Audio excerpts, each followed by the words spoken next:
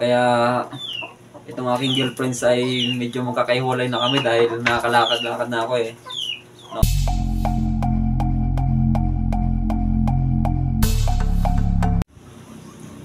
Magandang araw mga idol.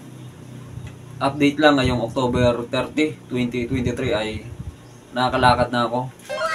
Simula ito nung October 21, no? Nag 4 months na kasi siya no October 21, kaya may 10 araw na nung nakakalakad na ako simula 21, October 21 hanggang October 30.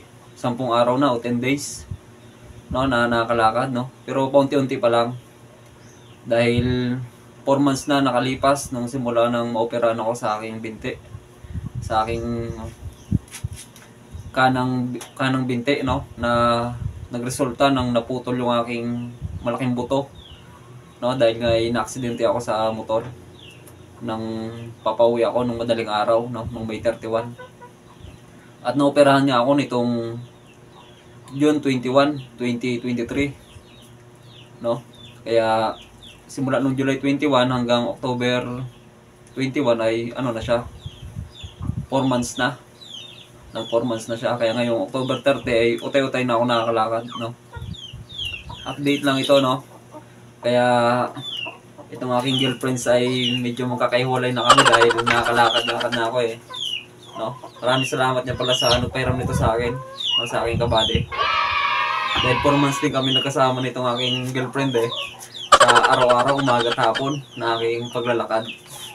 Yan no, pumunta tayo sa labas para makapaglakad na.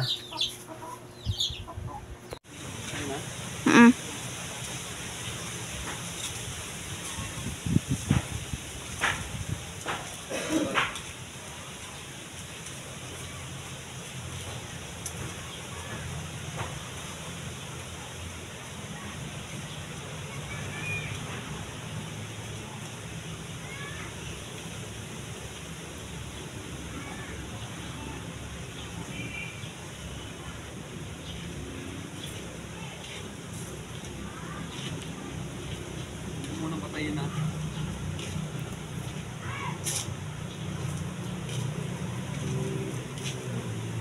Sabi lang po patayin na.